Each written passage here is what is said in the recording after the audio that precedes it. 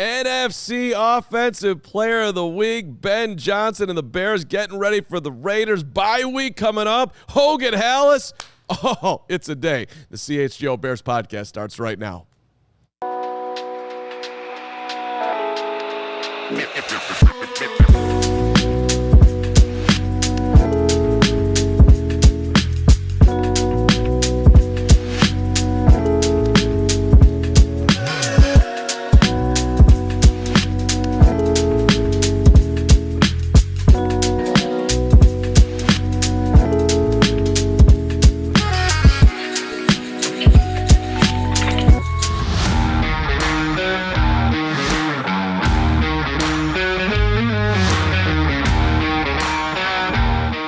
This is the CHGO Bears Podcast. We are proudly presented with the NFC Player of the Week by Bet365. It is never ordinary at Bet365. Download the app, use that code CHGO, get $200 in free bets. Alongside my partner in crime, the handy dandy, always doing everything he can for this place, including hot dogs yesterday. What a performance. Gregory P. Allen Braggs. Adam Hoge outcovered the Bears today. We're actually getting it from Hoge's studio in the middle of his Hallis Hall coverage, which is an amazing thing. So we got Mike over the right shoulder.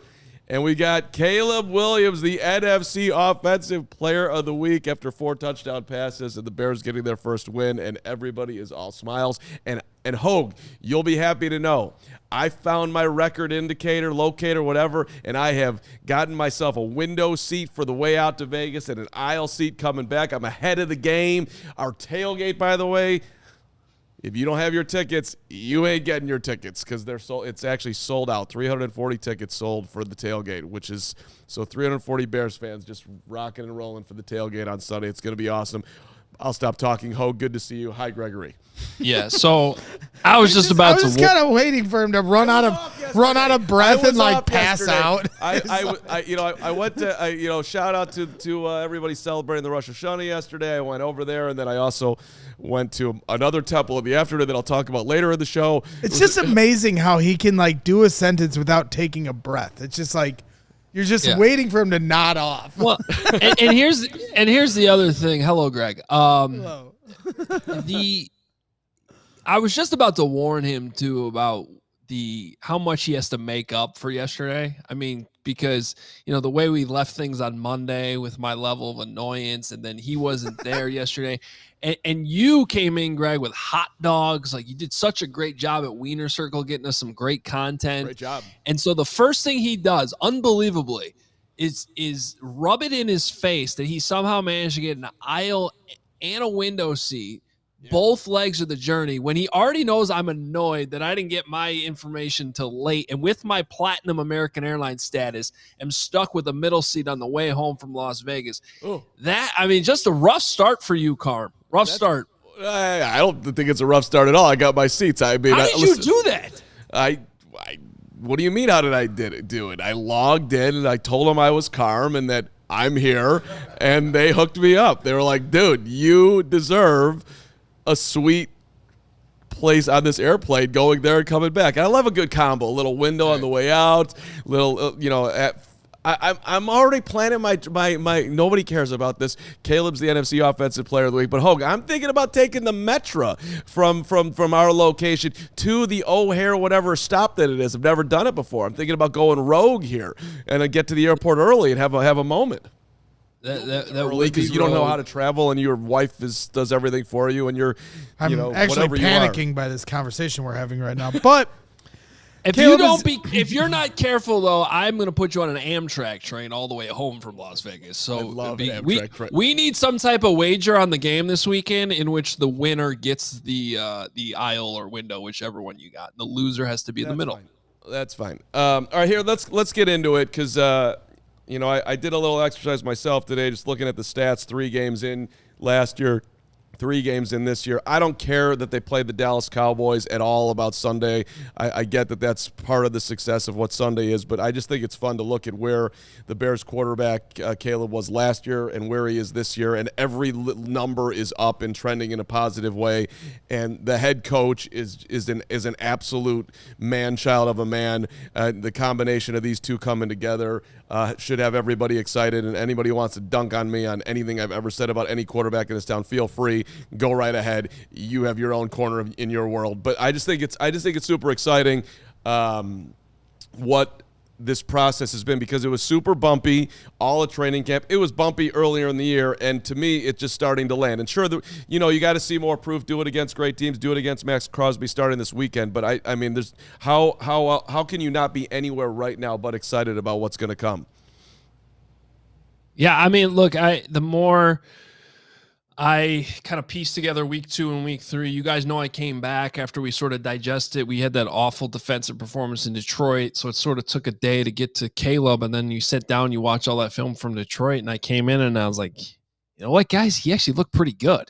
Right. And then you see what happened last week, and so anybody who's right now, it's the worst defense. What a easy matchup he had against the Cowboys. That's all true. But this actually started in Detroit the week before on the road in a hostile environment in which nothing was going the Bears' way. There was no complimentary football. There was nothing the defense was doing that was helping the Bears' offense or Caleb Williams. So to stack these 2 weeks together and just flip the narrative too. The Bears allowed the first 2 NFC Offensive Players of the Week to happen.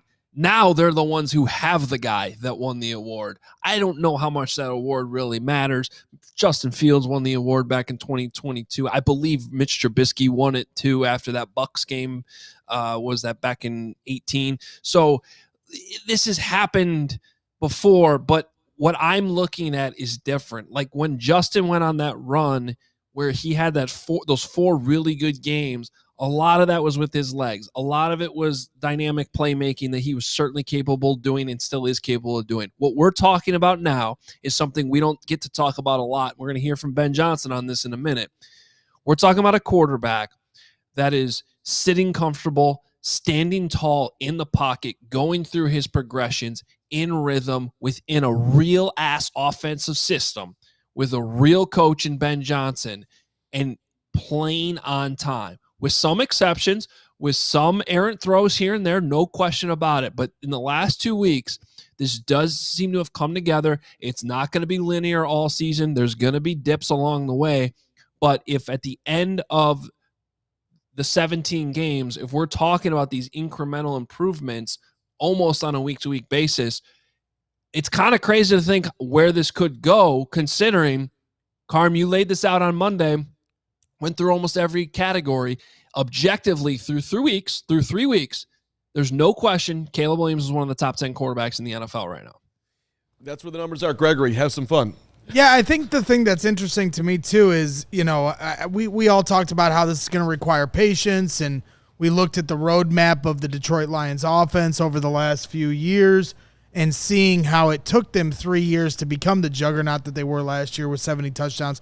Bears obviously aren't there yet, but I'm looking at it from a personnel standpoint, and it took within that 3-year climb for the Lions to add pieces to that puzzle, to get Jamison Williams to finally come into the fold, to bring in Jahmyr Gibbs and all these different things. So maybe I know a lot of fans certainly are looking at that running back room, and I know Ben Johnson had thoughts on that as well. So maybe that's the piece that we're still looking for here as this offense continues to develop. But when you look at this offensive line, this quarterback, this wide receiver room, these tight ends, and even, everybody wants to downplay the running backs, but a guy like Kyle Monungai is a rookie coming in here.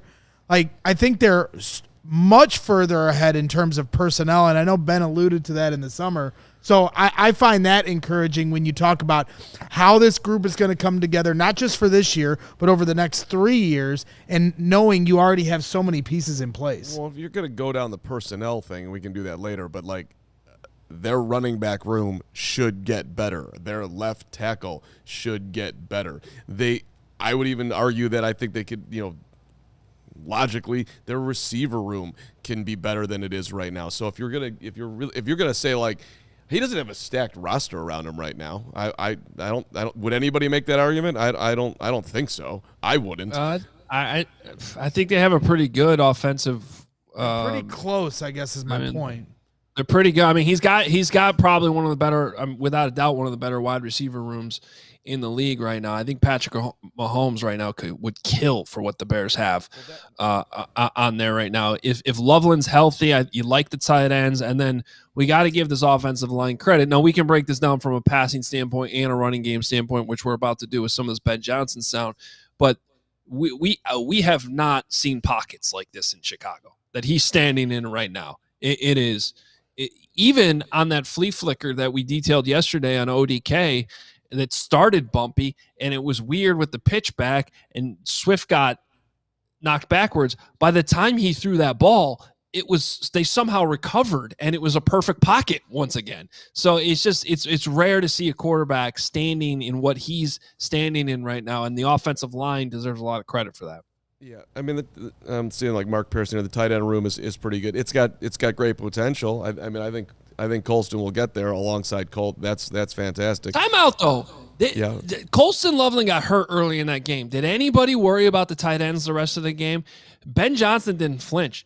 Now, a little bit after the Loveland injury, they went to a lot of 11 personnel. I think I might have written down, like, I was actually tracking the personnel usage on Monday. I think I got to I have it here in front of me. I don't know if I'd have to really count it. It was probably 8 or 9 straight plays with 11 personnel, but they ended up getting Durham Smythe back involved. They got back to 12 personnel and Cole Kmet, we know, can pick up the slack if Loveland's going to go down. So in terms of tight end rooms, it's pretty good too, to know that Loveland goes down or any of those guys go down. You don't have to adapt too much of your game plan because you have guys that you can rely on. Rocksteady, 85, Cole Kmet. Hey, we keep teasing this Ben sound, so let's get some of it in here. Let's get the first clip in here, Steven. This is Ben talking about Caleb being able to handle more. And I thought this was super interesting because, like, how much is he digesting, and how quick is the learning curve? This is pretty high praise here coming from Ben. So let's get that one in there before our little first interlude.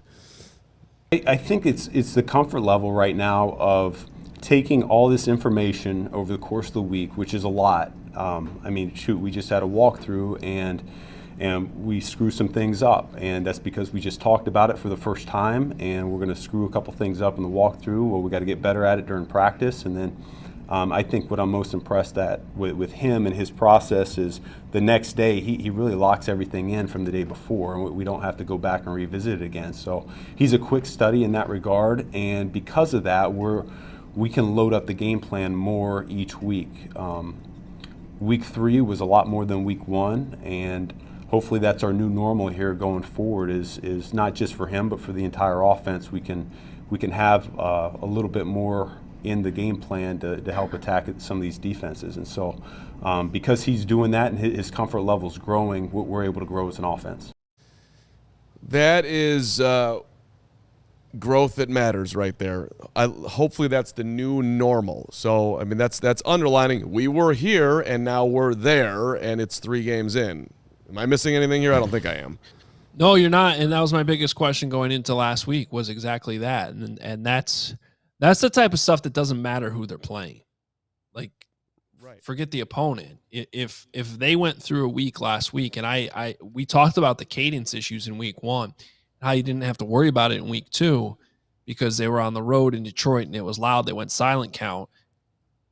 We were wondering last week, is that why he played better in Detroit, and how much would he be able to go back to what they needed to do, the full offensive spectrum with everything pre-snap back at home against the Cowboys? Doesn't matter who you're playing, just can you handle that load? Passed it with flying colors. And that's without even knowing what Ben Johnson just said there, which was they loaded him up with even more volume in the playbook, in the game plan as well. So that's kind of dispelling a lot of these thoughts or doubts, and I think in some cases well earned, about how much Caleb can handle, at this point, so early in his career. Well, with a couple weeks into the season now, we're seeing he's something's clicking here. I mean, can we all agree on that? Like, something is starting to click here. It's a very, very good sign. To me, like, the biggest thing that happened in week 3 and we talked about this, there were no pre-snap penalties. That doesn't matter who they're playing. Whatever page that he and Ben and company needed to get on that was incredibly wonky to get there, they found it in week 3. It's something to pay attention to in week 4 on the road, and it's going to be, and of course there'll be a ton of Bears fans and all that thing. Hey, real quick, this $5 super chat, I think, and Gregory, I think you could speak to this. William Foster, the greatest fear of everybody in the NFL is that Caleb is everything that said he would be, bro. He's a legit top 10 QB right now. That's from William Foster. Yeah, and it's like, yeah, of course it all clicked in this third game. It all came together. It's the first time, in my opinion, Caleb Williams was able to put together a full 4 quarters of football. But really, if you're just looking at it from the lens of these 3 games with Ben Johnson, yes, it all clicked in the third game and it all made it look palatable. But when you see the breadcrumbs leading to that game, that's why it does feel different than the Mitch Trubisky 6 touchdowns against the Bucs or any other outlier game that you want to point to. Rex Grossman against the Lions back in the day, had a similar performance. Like, to me, when you look at what Caleb Williams has been doing from the pocket, what you're seeing them do in the first quarter, they already have more points in the first quarter of games from all of last year. They already have more in 3 games this year. So, like, there's enough evidence to see that from a preparation standpoint, Caleb is coming into these games ready to play, and now it's just about he and the coaching staff and Ben Johnson making adjustments in game and between weeks, and hearing him talk about how from week 1 to week 3, the amount of stuff they're putting into a game plan, that's got me excited for this Sunday. That's got me excited for after the bye, and that's got me excited for December, where, as Ben said, they're going to be playing their best ball. I believe it. Well, and look, Ben's going to keep challenging him. He has a ton of stuff that he's going to want to run, and he's going to push and see how much he can handle.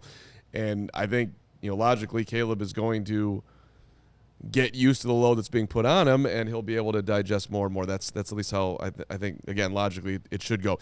We got a bunch more from Ben here coming up, a ton more from Hoge for one more second. But first, all right, let's be real for a second, Mark Carman. The world has gone soft.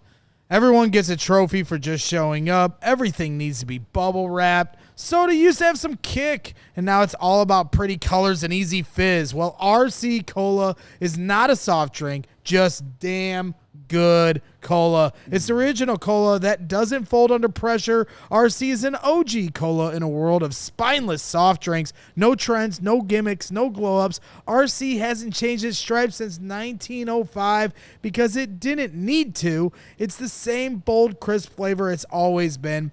RC Cola tastes like a punch in the thirst. Do yourself a favor. Grab some RC at your local store. Stock up for all your summer parties, back-to-school celebrations, tailgates, and just watching the game at home. RC Cola is the move for whatever you are doing. And you know what, an RC Cola would go well with that? That's right. It'd be delicious with our friends from Omaha Steaks. Handcrafted steaks. The delicious fall favorites are out there as well. Omaha. They got steaks. They got burgers. They've got comfort meals. They've got the tailgating favorites. They got the chicken wing. They got the smash burger. They got the big deli-style franks. Everything you could possibly need.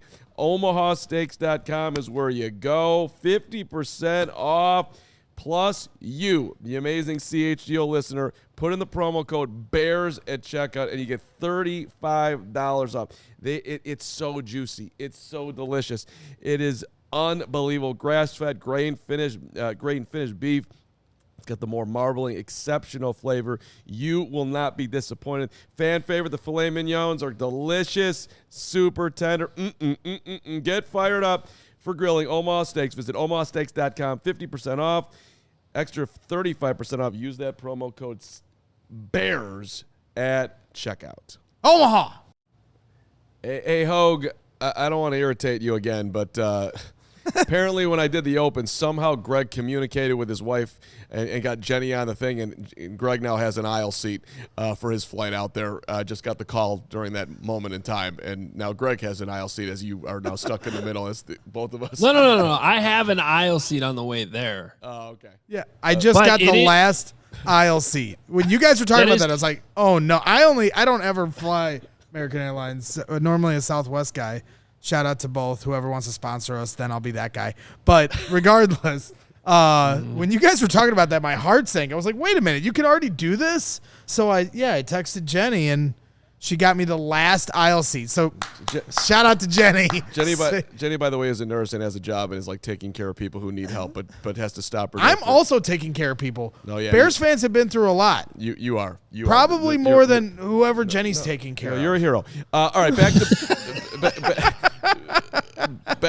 There's no question about it. I'm sorry I missed that. I got to get back on track. Hey, Ben Johnson, can we get a little bit more on Caleb's progress and what you're seeing? Let's hear this from Ben.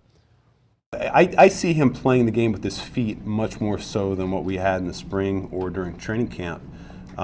He's trying to tie in, number one in the progression with the first hitch, number two with the second hitch, and we're trying to throw on time a lot more often than maybe we were initially. And so I see it coming along, and I give a lot of credit to the guys in that room with him. JT Barrett's doing a really good job, championing the cause of what we're trying to get done as a coaching staff. And then, Tyson's got his back, and Case Keenum's got his back as well. And so it's been a group effort, and he's been receptive to it all. I can't say enough really about the approach. I keep going back to it. When you have the approach that's right, we're going to continue to see him get better. It's kudos to him. He won Offensive Player of the Week there for the NFC, and he came in today and completely unfazed by it. I tried to recognize him in front of the group, and he wasn't having it. It's very stoic, and he's already on to the next game. He knows he needs to have an even better performance here this week to give us the best chance to win. And that will excite every single Bears fan that he literally acted. If he did care, which he should have cared some, like it's a guy's nice accomplishment, but that's his reaction in front of the group. That's going to go a long way in front of the group. Well, he's taking on the identity of his head coach, who, if you go back and watch the flea flicker touchdown, when they pan to the sidelines, look at Ben Johnson while everyone else is going ballistic. He's locked in. He's got this same pissed off face from preseason on. Like, he has not changed or wavered. And I think you're seeing that translate with Caleb Williams. And I also think you're seeing it translate through this work ethic. Because what did Ryan Poles talk about to end the season after the season was over? Caleb needs to learn how to be a pro, right? That was the big word. Now what are we hearing? We're hearing how great of a student he is. He doesn't have to teach him the same thing the next day, how he's picking things up quickly, how he's approaching the week. Like, this is the whole point of the breadcrumbs of proof that this is tangible evidence, that this isn't a facade, that this is a real thing. Hoge, how do you digest the feet part of that clip? Well, I think that goes back to what I was talking about before in terms of, if you're a skeptical fan right now, or, a skeptical media member, whatever, like, why is this different than from Mitch's 6 touchdown performance against the Bucs, or what Justin did for a 4-week stretch back in 2022?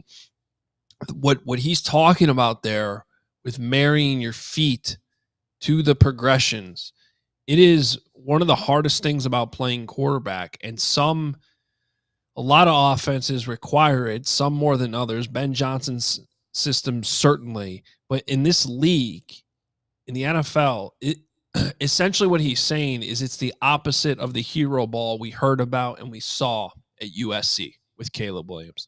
It is about playing on time at every part of your progression. You heard him mention hitches too. Like, everything is timed and in rhythm, and it takes so many different parts and pieces of the offense, including the people blocking, most importantly, in front of him. But some quarterbacks never get that. Some quarterbacks just can't figure it out with their feet. And there was even a moment, remember the sort of the deep middle ball to DJ Moore that he sort of dirted? Do you remember that play where, like, It looked like he threw it 5 feet short? Yep. So on that play, he got a tiny bit of pressure from the left side, and all of a sudden his feet got out of rhythm and out of time. So he went to go throw it, and he certainly got the arm strength, but instead of his feet being lined up with his target, they were essentially perpendicular to his target. And so it becomes all this arm strength, and he just ends up being 5 feet short on the throw instead of, and he actually, I think if he goes back and watches the film, it looked like he could have stepped up in the pocket, reset his feet, and maybe the DJ Moore throw closes, but I think it was the same play where maybe Olamide was coming open on the deep corner too, and he just never got over there. So that's just one example where a little bit of pressure got him off rhythm from his feet and his progressions, and then the whole thing didn't work. That's how important this all is, and it's not an easy thing to do. So the fact we are seeing this from Caleb and Ben has earned this because he's been so open and honest and transparent about all this, including the struggles. I'm going to take him at his word for the credit he's giving him now too, right? Like, I don't think he's just blowing smoke here. This is real progress. He's telling it to everybody, and we should pay attention to it. And he's been transparent, and he's also been protective at times too. I thinking about what you're talking about, the feet and the timing and whatnot. I asked him in the middle of training camp. I was like, is the key to him really unlocking himself playing on time? And his response, I think, and I'm just remembering, but it was, well, everybody, it's everybody. He didn't want to just put it on, like, just on him. So there's been some moments where he's just, I think, had his QB's back when, and also, like, ultimately this is what he's wanted. But this is where the whole, like, coaching versus quarterback blame game, is it the offensive line's fault? Like, this is where all that becomes valid, because this is a very difficult thing to do, even in a perfect pocket. But if you never get a perfect pocket, or you're constantly under fire, how are you supposed to learn it? You know what I mean? Like, so when you're getting sacked 68 times last year, whether certain percentages on Caleb, certain percentage on the offensive line, if you're not in a conducive environment to learning these things, it is even that much harder to pick up. So that's where I'm with Ben on that, where it does take everybody. It takes the pass protection, because that play I just mentioned, you saw how just a little bit of pressure got him off of all of that on one play. Let's do one more from Ben before we let Ho get on out of here and get in the locker room. We talked. The run game, obviously the defense was horrendous, and Ben had this was sort of a window into the brilliance of Ben, and with the side of Dennis Allen too, on the Bears' run game struggles last week when it didn't look good against Dallas. It can be better all over the place right now. We're very conscious of it. We watched all of our runs as a group the other day, Monday, and I think I've alluded to it in the past that it can take a little bit of time before this all meshes and it all gels together. We got some new faces up front that haven't played a ton of ball together yet, and so that's part of the process. It's also for the runners to understand what we intend to do with some of these play calls, where we want that ball to hit. And then at the end of the day, they take their natural skill set and they make something big out of it. Our whole goal as a coaching staff is to get them up to the third level as much as we can to make these safeties and these corners tackle them one-on-one. We haven't been doing that enough, and so as a coaching staff, we need a sound plan, and then we need to go out there and we need to execute it just a little bit better than what we have been doing. But I'm not discouraged at all. I see how close we are to this thing really coming together, and I think that was really the point of the meeting there on Monday, was those guys see the same thing. All right, Hoge, I know that was super interesting to you. What parts? Well, first of all, it's just like the sense of urgency. I talked about this a little bit about on the post-game show on Sunday, that it's always better to teach off a win. So you have a W, but you look at it from a coaching perspective, and there's only so many attaboys you want to give out. You want to look to what can still be fixed. And in this case, I love hearing that it's Monday and Ben Johnson's like, okay, we got to have a meeting about this running game, because if this is really all going to work, we need this thing to get going. Because as good as it looked in the passing game and Caleb's progress, everyone knows when you're playing a team much better than the Dallas Cowboys defense, you are going to have to be able to run the ball better than the Bears have so far early on in the season. And so we had this conversation. When this show's over, check out Hogan Johns, because we had Pat Manley on today. He was great. And we talked about this, how realistic is it for a running game to sort of be built up and take off within the course of a regular season. And based on what I heard from Ben Johnson there, he thinks they're close and it can get put together. And it sounds like it's a little bit on the offensive line. You talked about these guys haven't played together a whole lot. They're still gelling. And it's on the running backs to hit the right lanes. And then once they get to the second, third level, and that was super interesting too, if you're just trying to understand the coordinator's role in all this, he basically told you, Ben did, that the way they designed this, they're trying to get the running back to the second, he said third level even, and then from there, use your God-given ability to take it the rest of the way. That usually means, hey, we're going to block this up to the point that you got to make one guy miss.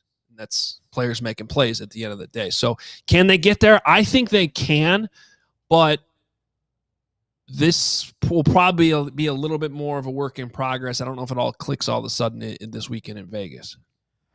Yeah, I mean, everybody knows I've been in the bag for Monangai and Trapillo since the moment we drafted both of them. You're a Monangai. I'm not giving up on Trapillo like everybody else is, but with Monangai, I just think let's give him the ball more.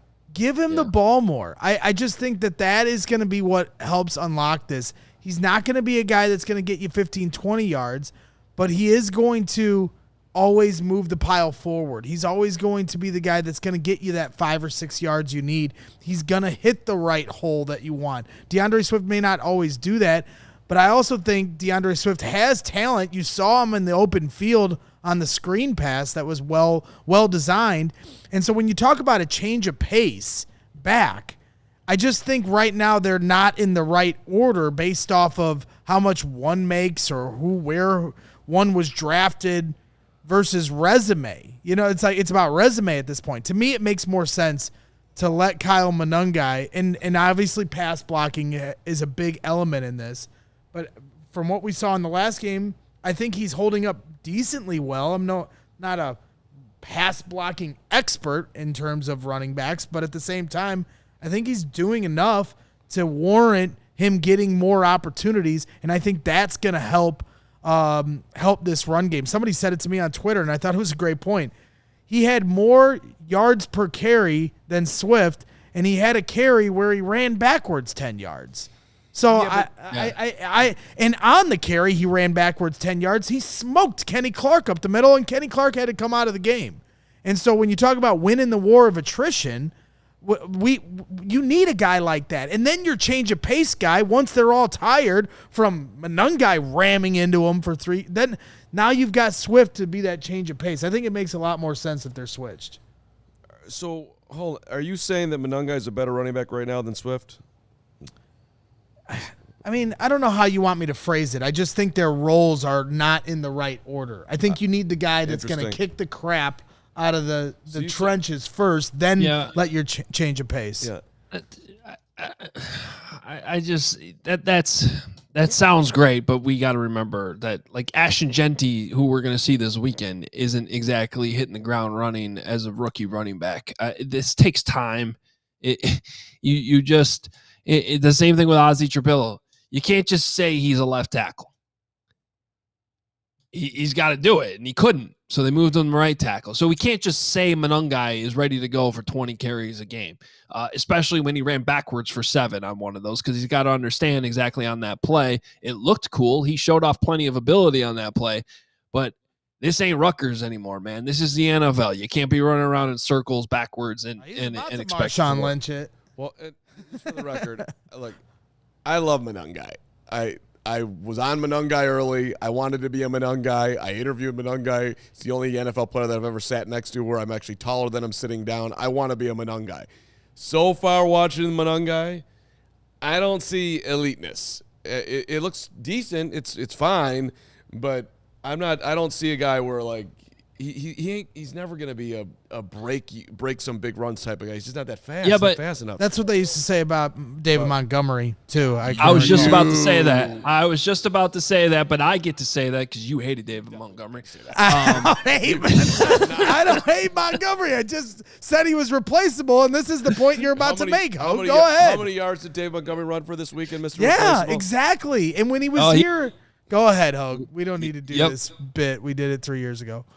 No. But it is a fair point because the point is David Montgomery, and you saw it the other night. He had that breakaway run. I think he got 50 plus something yards on that one carry. And if it had been Gibbs, he would have been long gone and not caught from behind. And he was caught from behind because he doesn't have what you refer to as like elite ability, but he still ran for 150 yards and 2 touchdowns in that game. And so if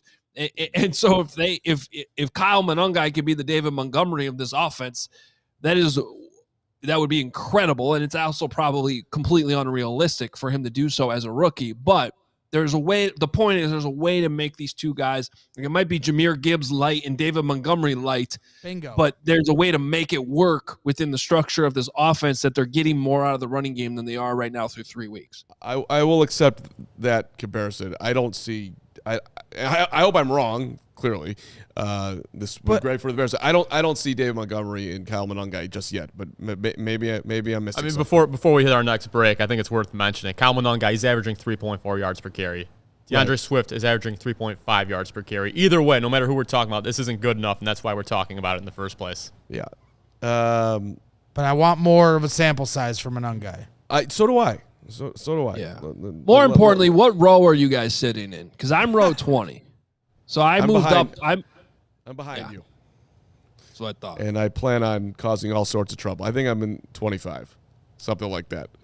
I'm row 29. Perfect. Right. I'm right in the middle of the two of you. That's exactly where I want to be. I'm not waiting for you guys when I get off that plane. I'm going to go hit the slot machine immediately. See you guys at Mandalay Bay. I'm kind of the amount of bathroom breaks that Carm took when we came back from London. I mean, it was a lot. It's a long flight. I went to the bathroom too much on the plane? A lot. I am planning on going to Vegas and hopefully not seeing either of you. That's my goal. But, you know, I got to make some friends. So hit me up.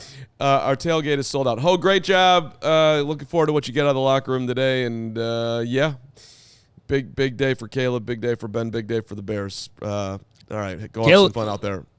Yeah, Caleb's talking later too, so we'll have more for you. Make sure you're following the social channels on Instagram and on Twitter and all that at CHGO_Bears. We'll have more content coming your way from the quarterback.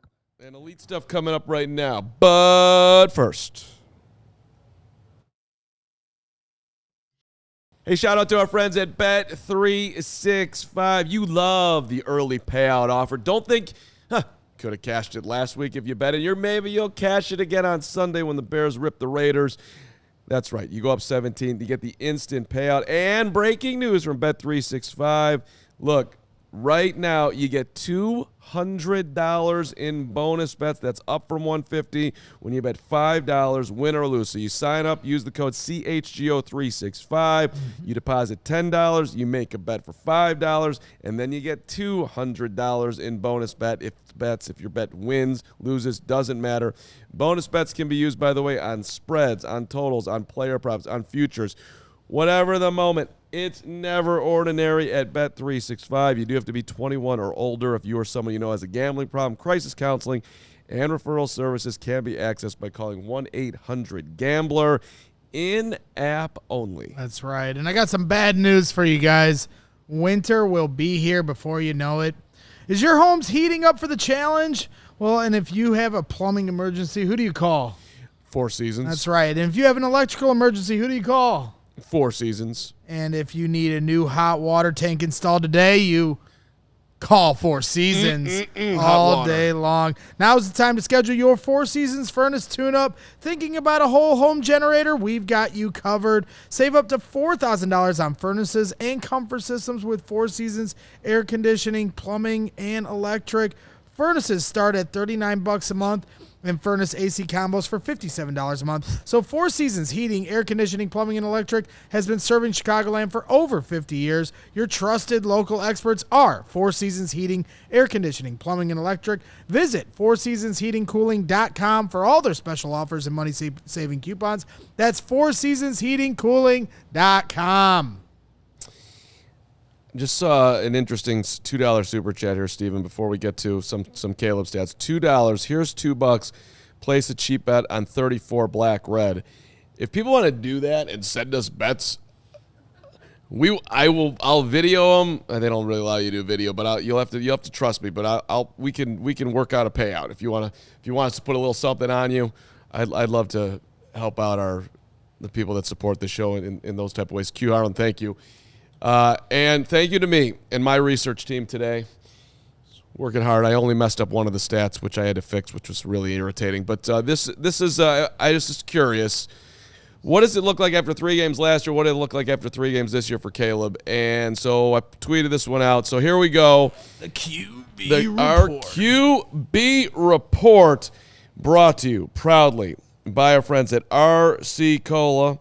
As my computer crashes. That's good. Yes, that's right. QB Report brought to you by RC Cola. RC Cola, not just a soft drink, just a damn good cola. Officially addicted to RC. And so here we go. Caleb, year 1 after 3 games. 630 yards, 59.3 completion, 2 touchdown passes, 4 interceptions. His longest completion, 47 yards to Odunze, whoever helped. I had that. Somehow I messed that up. But at any rate, 47 yards in week 3, and then 67 yards total rushing. Year 2 after 3 games, 715 yards. That's up 85. 63.4 completion, up 4.1%. 8 touchdowns. That's +6. It includes 1 rushing TD. He didn't have a rushing touchdown last year. He's got 7 touchdowns throwing the football, 1 running it in. 1 interception. That's down 3. Fantastic. Longest completion, the flea flicker, 65 yards. That's up 18. And he's got more rushing yards too, 97. He's up +30 from last year. And if you even it out throughout the year, he'll have 80 more yards roughly rushing on the season if he continues on this pace. So all the numbers are up. Not super surprising. But the thing is, the Dallas game's in there. He had a huge game throwing the football against the Colts last year. One of his biggest games, 363 yards. So even with that number in there, he's still significantly up. Exactly, and that's where I go back to the whole point of that. This is tangible evidence that we do. The only reason we talk about this stuff ad nauseum the way we do, and every little nuanced breakdown of training camp and these stats is everybody just wants the answer. Is this going to be it? Is it going to work? Right. And unfortunately, no matter what stats we bring up, no matter what we've seen these last 3 weeks, there still is a long story that has to be played out. That being said, I think these stats show just how tangible this evidence is and how much they're picking up and how much ahead of the curve Ben Johnson is as a head coach and a play caller. And you hear all these things. You hear the audio earlier of how Caleb Williams is embracing it all and being a good learner. Well, you're seeing it through the numbers. So it's not just the fact that I think the thing that's really exciting for us as fans, and we saw this in droves in the Cowboys game, is you're not just seeing execution of the underneath. You're seeing explosive plays, right? Big-time downfield plays. And this game coming up on Sunday against the Raiders has a chance to be a very explosive game. Geno Smith is one of the top quarterbacks in passing yards. So we could see a real good shootout here coming up on Sunday between 2 quarterbacks and 2 offenses that are airing it out. And I've got all the confidence that Ben Johnson will be able to match that energy. So I worked really hard on I'd be surprised if we get a shootout on Sunday, but you never know. I mean, look, the Raiders, people, you can get to the quarterback versus the Raiders. So I'm expecting Dennis Allen to have his biggest day, be it Big Dex or Montez or whoever. But who knows? I mean, it's entirely possible. And what I know will happen on Sunday is that Bears fans are going to be super loud and it's going to be amazing. Especially if the Bears play well. But I have my stats. Gregory, you got your own stats. Excuse me. Right, and I got to give a dying. shout out to our good friends on Bears Reddit, and a guy named Space Base Omega with some really good stats and a good post. Just gave him a shout out a little bit ago here. I wanted to bring this to the program here, but he talks about Caleb Williams and under center, and we knew this was going to be a big adjustment this year, was Caleb Williams playing under center. And some of the stats that he brought up are, in passing snaps this year, shotgun, they've had 49 passing attempts and 44 passing attempts in under center, as he goes on to say. 383 of the 715 passing yards are from under center. But here's the most interesting stat of this whole thing. 6 of his 7 touchdowns are from under center. So while the disparity for snaps is pretty even, shotgun to under center, yards, but the touchdowns are coming under center.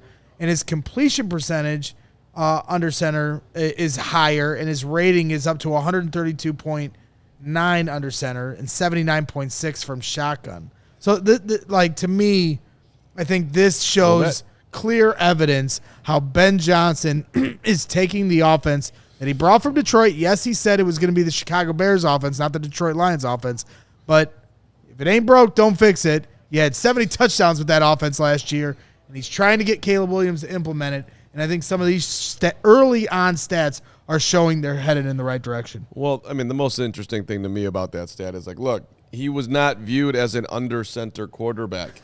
That was a yes. Correct, because somebody, a commenter in this post, Fredis says only 16% of his attempts in 2024 were under center, and then also added on only 7 snaps for Caleb Williams under center in college.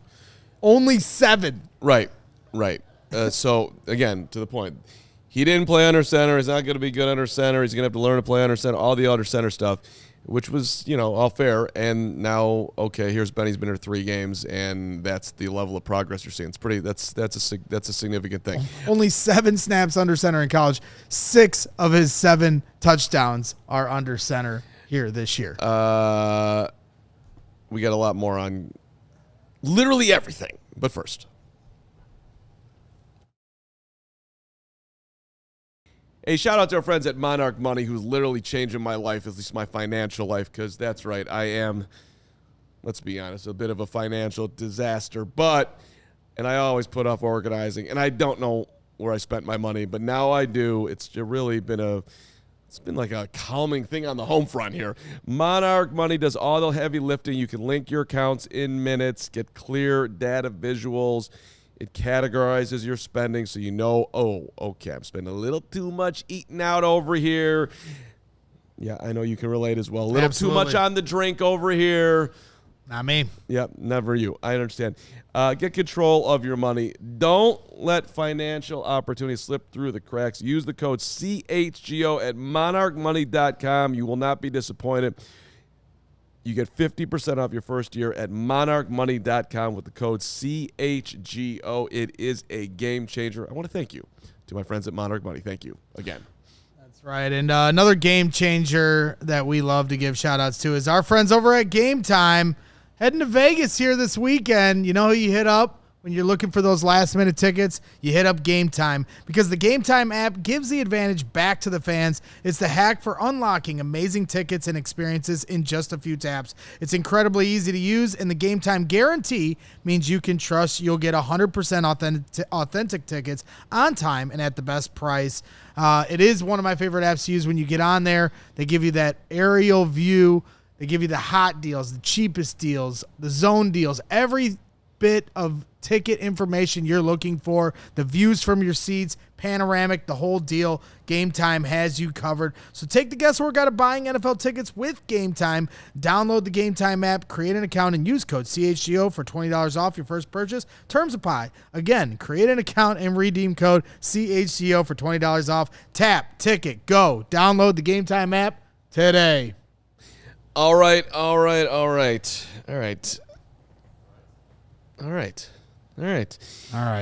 So listen, Gregory. Yes, sir. Let me just read a couple things to you. First of all, do you remember when you jumped up and down and went crazy for Rome Odunze? Yeah, of course. Do you remember My good friend Justin? I pulled him up onto the stage like a little baby in my arms, just lifted him from the ground to the sky. It was a great moment, and everybody laughed. Nobody's laughing now because statistically, Rome Odunze is the best wide receiver in football. Well, not exactly, but well, he's got 16 catches, which makes him 16th in the NFL, which is He doesn't need more catches because he gets them all. He in gets the end zone? touchdowns. In the Yeah, end. Well, he is tied for first with 4 touchdowns. correct. He So doesn't. that makes him the best. I get it. Wait, who's he tied with? Amon-Ra St. Oh, Brown. because he scored on Monday night. Okay. Yeah. Yeah. Receiving yards, 227. You know where that puts him? Like third. 11th. Remotely there. But for all the touchdown leaders that are at the top of the board, he's like second. Oh, okay. Okay. However you want to do it. The other guys are just catching garbage time. How many passes. more targets do you think he has through 3 games this year that he had through 3 games last year? How many more targets? Yeah, how many more times has Caleb Williams thrown the football this year than he threw it to him last year? 10. 7 more times. Okay. How many more receptions do you think he has from last year to this year at this time? Interceptions? Receptions. Okay, I'm sorry. Receptions. How many more receptions? 3 games in last year. 13. 7 more receptions this year. How many more yards do you think he has Good this at year? this. You're doing a great job. 200 more yards. He's got 71 more yards. What's 71 divided by 3? Divided by 3. Hold on. I'm just letting you know. 23 and a half. Almost. 24 would be a better guess. 3 times 25 is 75. I know this is so 3 It times. said 71. Yeah. So you're good. You're good. 71 is good. Your math is 23.7. your math is 5. great. Your math is great. How many more touchdowns does he have this year? He has 4. Right. He only had 1 last year. That's right. So up The 3. Colts game. That's up 3. So as somebody, I'm just asking you the question. really hard. As somebody who jumped up and down for Rome, are you jumping up and down for Rome right now with that improvement? Oh, yeah. And, I guess this is the portion of the program where I pat myself on the back, but I mean, that's why I wanted to do saw this. this in training camp. And what's refreshing? You called it. You did. What's refreshing to me is as we've started to do these last 4 years, I've been going to training camp for 25 years, but I've only legitimately been covering this team for the last 4, like really trying to do it seriously and not just be, there's always going to be that hype man guy inside of me. It's just my nature as a Bears fan first. But I do have to cover the team. I do have to say things that now people will carry receipts on me for the rest of my life about, like the Chase Claypool excitement over the first 10 days of training camp a couple years ago. That's fine. You're going to get things wrong. But I would say the thing that's most refreshing to me about this year's training camp is you're seeing the things we saw at training camp are translating here so far. And Rome Odunze is probably the biggest example of that. You saw in training camp a guy that was dominating all 3 levels of the football field, going up and getting the ball. He's obviously a guy that can, use his body against any defender and get the football. He's a great route runner. Him and Caleb Williams clearly have a chemistry that no one else on the team has. And so to see that now translated here in the regular season, it's like, okay, my eyes weren't playing tricks on me. And for me as a Bears fan, training camp can be tricky in that way. Not just as a fan, but as an analyst when it's Bears versus Bears. Sometimes you're like, okay, is this good versus good or is this bad versus bad? Yeah, the offense is playing well, but is it because the defense is so bad or vice versa? So sometimes it doesn't always translate. I mean, Devin Hester used to have great training camps at wide receiver with Jay Cutler. But ultimately, when the season started and the bullets started flying, Jay didn't trust to throw him the football for whatever reason, and we could go over those. But that was like a fake out every year. But what we're seeing with Rome Odunze is not a fake out. This guy is clearly wide receiver 1 for this team, and he's going to continue to have a monster year. So there's a lot that you just said there, but I'm just going to leave it there with the Rome celebration that Greg called it. Wide receiver 1 through 3 games. That's what he's been. And logically, it's only going to get better for Rome. Now, let's just talk about the Bears in general here. Before we move on to that, I want to point out, too, Rome's actually left some meat on the bone still. He has some drops. Like, this, as great as this season is already with the 4 TDs tied for the league lead and, the receptions going up, the yards going up. I mean, what are we looking at now? An extra 40-ish yards left on the table? Sure. It could be that much better. I mean, look, he's had drops. There's no doubt. And, I mean, like, in his hand drops. He's also gotten cracked on a bunch of them too. So so let's give him a break at the same time.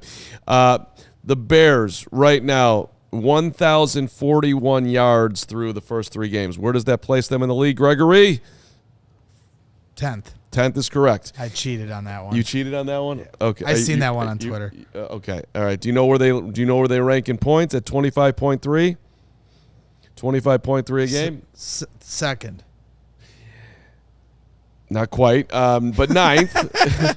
Ninth. All right, I messed up. The highest scoring team in the NFL right now are the Baltimore Ravens, who are having a lot of trouble stopping everybody on the other side. They certainly had trouble stopping the Lions, who are second in the league at 34.3 points per game, which brings me to my Detroit thought of the day, by the way. It is a very good thing that the Bears offense busted out this past week from just not only just from, I mean, the Bears really, CHGO really, everybody, Bears fans really needed a win last week. It was like if we were sitting here at 0-3 right now, it would feel ginormously different. But also from a Ben standpoint, which, I mean, I think that Ben Johnson is going to go down as the greatest head coach in the history of the Chicago Bears. I think he's going to go down with that by leaps and bounds, including the man who won a Super Bowl here. And I love Mike Ditka, and I was enormously entertained by Mike Ditka, and I miss Mike Ditka and having that guy, that level of guy there. But I just really think that Ben's going to be that dude. But if the narrative would have been, because Detroit just scored more in back-to-back games than they've ever scored when Ben was the QB. Mm-hmm. They are cruising. Or Ben was the OC. When Ben was the OC, excuse me. I mean, they are cruising along up there. Detroit looks like an incredible football team. Green Bay looked like an incredible football team until Jordan Love threw an absolutely atrocious interception, and somehow they lost to the Browns at home. So, which, hey, Bears are within 1 game of first place, baby. The division's wide open. Yeah, you got to give Detroit a lot of credit. That they're showing who they are without, a lot of different coaches, not just their offense coordinator, defense coordinator, but a lot of assistant coaches, including Antoine Randall and JT Barrett, who are here. So, you definitely got to give Detroit credit. But that doesn't take away from who Ben Johnson was to them and who he is to us now. 100. Are you with Cornell? Brian Braggs is so irritated by Carman right now. Like, on your Carman irritation level, I think it's pretty low right now. I'm fine right now. Yeah, take that, Cornell. Any rate, top 10 stats all over the place. Top 10 in points, top 10 in yards, top 10 QB stats. Rome's the number 1 receiver in the game. That's just your stat, but hey, let's go. Yeah, like I said, I mean, you're seeing a lot of things translating from training camp. You're seeing how Caleb Williams was getting incrementally better at camp. That's translating. Same thing here in the regular season.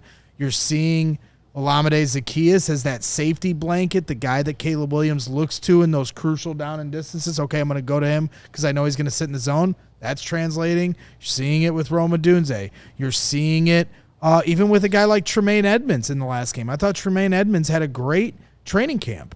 You're seeing it with him as well.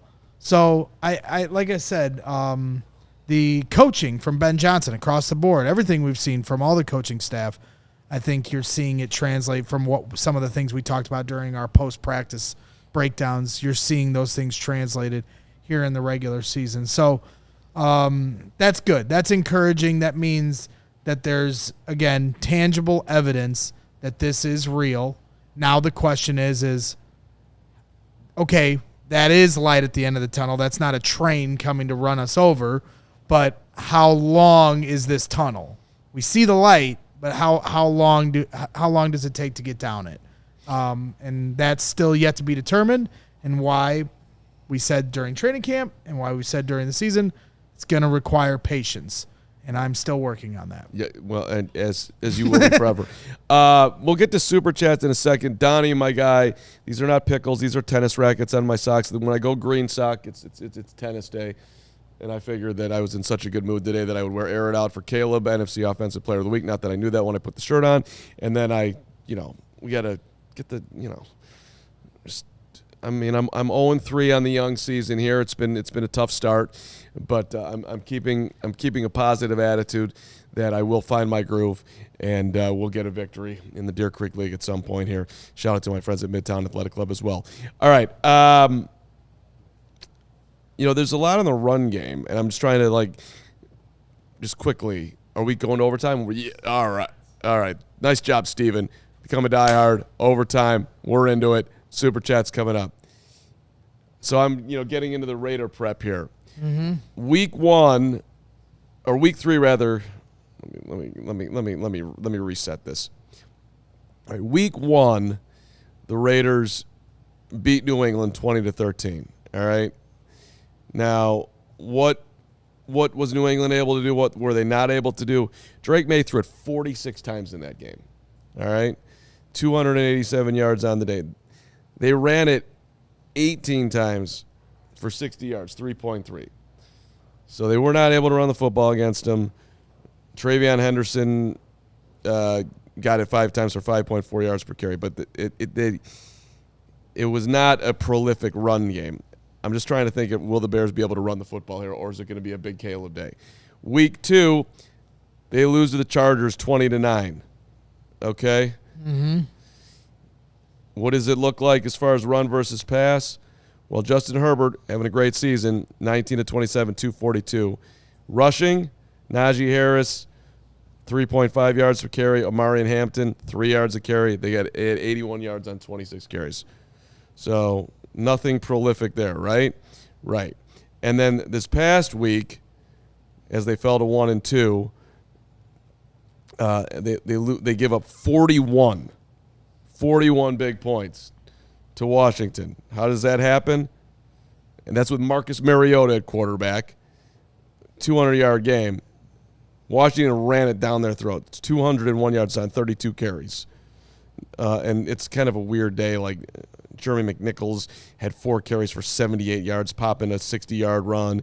Mariota ran it himself for 40 yards. Mm-hmm. Their bell cow Chris Rodriguez, 11 carries for 39. So it'll be. I'm just the whole. What are we laughing at? What's happening? Who's making fun of me? What are you laughing at? Just finish your thought. You'll tell me in a minute. Give me the football. It's just like, what is this? It's just going through the box scores. It's like whiteboard wasted, but it's white. It's my worse. own. I'm trying to lean in to what this offense is going to be, and looking at what's happened. You can. I'm not saying I'm in the deep end of the pool here. I'm just giving you what's happened. So how's Ben? Thank you for the update. Look, I didn't work yesterday. I want to talk. I was letting you go. I'm sorry. I just smirked at Steven. We started smiling a little bit. You caught us. Then you did the squirrel thing.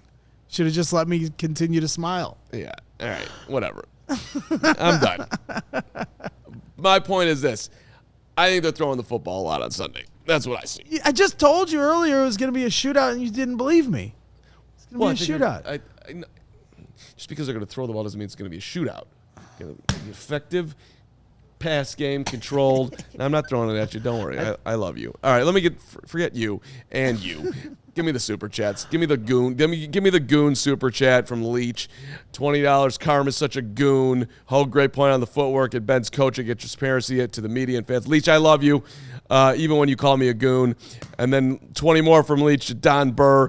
Don Burr, it's Wacky Wednesday. Go away. Burr, I love that you come in here every day and mix it up, despite the fact that people want to kill you. I relate. $20 from Leach. Don't worry, Carm. It's all just Don Burr is the real goon. Take that, Burr. You're the real goon. Goon dog Burr. Can I get Charles King in here? $25. 25. Leach, you're the man. Consistent and always. We greatly appreciate the support. Charles King, $25. Have a great trip to Vegas. First award of many. Not going to get them all in a row, but you got to start somewhere. That's right? Hey, it's really great to be in the middle of a week where the Bears won a football game. I think we can all agree on that. Bro Delicious, I'm going in Discord today. Bro Delicious, I haven't been in there on a lengthy period for a while now, so I miss you guys. I'll check in on my train ride home today for 30 minutes in the Discord. People want to talk. $10. The Bears' inefficient running game means no more 10-minute drives against better teams, meaning more week one-like comebacks and more Bragg's crash outs forthcoming unless it gets fixed. That's true. You don't dispute any of that? No.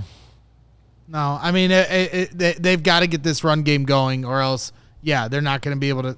They're not going to be able to do what they did against Dallas, against most teams. Dallas has a bad defense. We understand this, but at the same time, Bro Delicious, I think you also have to add into the equation how this team is getting. The Bears themselves are getting better, as Hoge talked about earlier. The things that aren't about who they're playing, I think, are what we don't really put into the calculus on who they can compete against going forward. And when you hear Ben Johnson say from week 1 to week 3 how much more they're able to put into the game plan, the further we get down this track, if they can continue to move on that trajectory, they're going to give themselves a better shot than I think all of us are giving them credit or the opportunity for against teams that we're kind of already writing off as a loss. Yeah, and that'll be super interesting to watch this week. We got to get healthy, too. We won't yeah, sure. That's one of the other snidbits of today is Kyler Gordon had a little bit of a, cryptic story on his Instagram here. If you look, puts a picture, and if you go on his Instagram story, there's a little loading bar that, loads up in motion.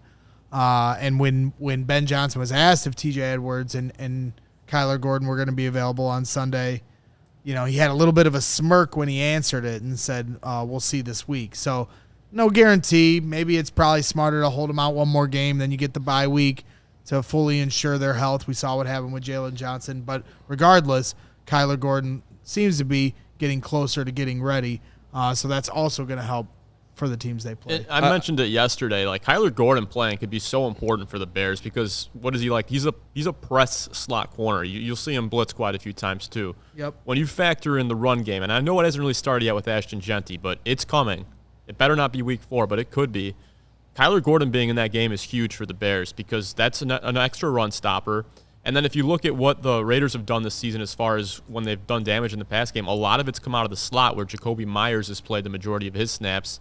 And then Brock Bowers and Trey Tucker also mixing in the slot as well. So Kyler Gordon being out there is going to be really important for the Bears. Yeah, and I can't wait to see Dennis Allen use Kyler Gordon in ways that are super creative and super interesting and super dynamic and all the things.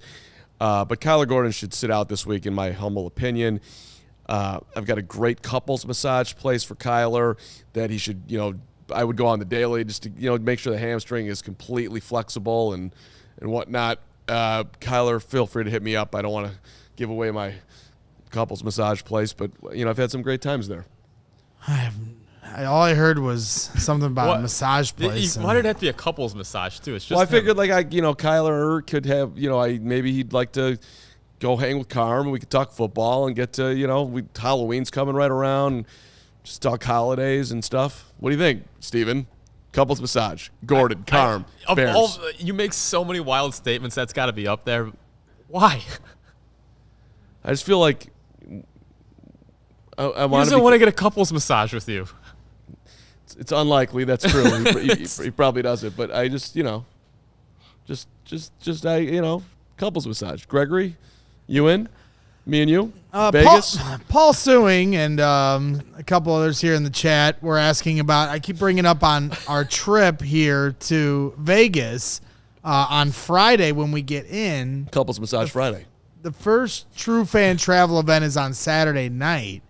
But on Friday night when we get in, we're getting in like Friday afternoon, no couples massage. We're going to be at Circa Stadium Swim. And that's not a True Fan Travel event. That's a Circa event that they're putting on, and they're letting anyone get in for free if they're wearing Bears gear. We will be there. Or if you get a couples massage. Correct. Either or. Just wear the Bears gear. Okay. Or, give Carmen a massage. One of the two. But yes, so that's your answer, Paul. I know we had a super chat on it as well, I believe. Motor Music Michael saying, booked a poolside box at Circa Swim on Friday night. I hope to see all of the CHGO team and diehards come through. Would love to meet everyone. I will be at your poolside box having many drinks. I look forward to meeting you, Mike. I mean, that sounds like a great place to get a couple's massage at the pool. Doesn't it? $20 for Craig Leach. Goon's gonna goon. Yes, we are, Leach. You're absolutely right. And Connie Nichols is watching from Greece today. That's my mother. Wait, what? It's my mom. Connie Nicholas. Look at Mama Steven on the road still. Yeah, Mom. You know, I got to tell you, Connie, you're in Greece. You should be watching the show, but thank you for watching the show. She's dedicated. She hits the like button on every piece of content. She never misses a show. Yeah. I've trained her well. No, she watches all of our shows. I mean, how do I know that? What do you check out everybody who hits the like button? No, I just know Connie's process. Braggs is her grandson. You guys have adopted Greg? Yeah. Well, I'm That's his big. dad. Don't try to turn that around on me, okay? But yeah, my mom's Connie. in Greece, first time out of the country in like over 30 years, so I hope they're having a good time. Awesome. I want to go. Send pictures. I want to go to Greece someday with my amazing Jackie and learn from Connie, and also Jackie, if she was in the chat, she could tell you about the couples massage that we tend to enjoy. That's aggressive in nature. Crystal Simone, $10 super chat. Great show with my faves. See you guys in Vegas. We are partying Friday, Braggs. I'm surprised she wants to party because she was in. I told you earlier she was in the spaces when we were talking about you. And she was getting mad at us. Why were you talking about me in spaces? I was Crystal, have my back. I was defending you. What were you defending me on? They were yelling at me about Bajan. Why is anybody yelling at you about Bajan? I get the heat, so I had your back. Why are you taking on my Bajan heat? I'll bring it right here. Irv and I think the Bears have two good quarterbacks. And Junior and all these other idiots yelling at me today. Yeah. Well, listen. I had any of you who want to come at me, feel free to come at me. Don't go at 17. Guy's busting his ass every day for this squad. What about me? Don't go at me. And don't go at him either. He's busting his ass 17? too. He ain't reading any of this crap. Yeah. Well, no, 17's good, and we're gonna have a great video coming out hopefully tomorrow with myself and Tyson that I think everybody will enjoy. And if you don't enjoy it, then that's on you. But it was awesome because it was a fun day yesterday. See, Crystal confirms. Braggs was defending you. Crystal was mad. Crystal, don't go into Bragg spaces. That is a dangerous place. And these people that are in there, with all due respect to like some of them, they're not normal. Well, neither are you. So slow down there. What's that? You're not normal. No, but I'm not normal. You've just been offering up massage couple therapy What's wrong with that? Half the team and the whole chat. Jacob's telling Carman, I'm a man, I'm 50, come after me. That's exactly right. Me and what's his face? Jake Flanagan here in the chat. Yeah. 300 likes. I didn't forget it. Don't worry. 300 likes and Carman Braggs will get a couples massage in Vegas. Yeah. Are you in? I don't think I'm in. What do you mean? We'll hang out. You'll hear weird noises. I tend to be a little too vocal in a couples massage, but you gotta enjoy the process. All right. I think it'd be good for us. We need a bond. We haven't had enough bonding around here. Shout out, by the way, to a big event that I just had. Yeah, that's right. Tomorrow we have a special announcement. Huge announcement tomorrow. Huge. So don't miss tomorrow's show. I don't exactly know what it's about. It is tomorrow. We are announcing a watch party for this season. So tomorrow you can find out the date of said watch party. We are going to exercise the demons of last year's watch party, which was the Hail Mary game. We are exercising those demons. But it's a game down the road, so you'll get the announcement on that date tomorrow, so make sure you tune in. and we may or may not offer couples massages at that watch party. Set it up in the parking lot. 2 sturdy situations. Get the beds out there. That'd be amazing. Why is the sales team in our office area? Because they're trying to make money, which why is is more than Jim we do in wearing there. My office. Why is Jim wearing that flannel button-up? Has anybody told him? I don't think we're allowed to video the sales team, but apparently we're going to video the sales team. I mean, look at this flannel button-up. This is a bad idea. Jake's watching. There he is. There he is. He's being all professional right now. They're doing like a super serious meeting, and now I'm making fun of him. He just for pointed his to the whiteboard. flannel button down. Yeah. I've been meaning to make fun of him about that today, and I haven't, so I thought I'd just make fun of him on the air behind his back.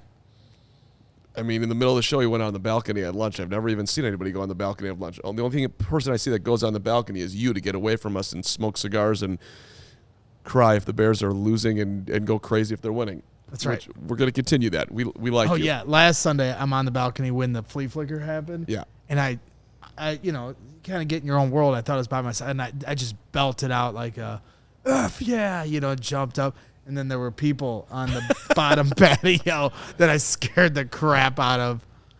That's okay. It's Carm Sweet Bippy, Jake Flannelgan. That's good. That's good. No shade at the GM. No, he's making fun of Jim's flannel plaid button down. And last thing. Nice button down. Who shot the couch? All right. Thank you for indulging. It felt like we just needed to have a little bit of fun today. Gregory, we'll see you tomorrow here. Hoge and Johns will both be at Hal's. Johns joins us tomorrow. Whiteboard wasted. Tomorrow. Episode number 3 of that, or is it 4? Whatever it is. It'll be amazing. And, yes, anything else, Greg? No. This has been a nice day. It really has. It's been a great day. It's been a great day. Shout out to somebody said hi to me somewhere that I'm not thinking of right now. Oh, boy. But I appreciate it. So have a great day. Give Irv and Junior a shout out as you leave. Irv and Junior? Yeah, the guys that I was defending your honor against. Okay, Irv and Junior. Hey, Irv and Junior, you know where to find me. Oh! Yeah, bring it on, Let's Irv. go! Let's bring it to you. Did CrossFit yesterday. 3 minutes and 10 seconds, burned 50 calories. Tell that story tomorrow. Irv's soft. You can take him for sure. Yeah, bring it on, Irv. Irv. Oh, dang. Irving. Whatever. All right, we'll see you tomorrow. Thanks for watching. Tell a friend. CHGO Bears. We all silly like the mayor.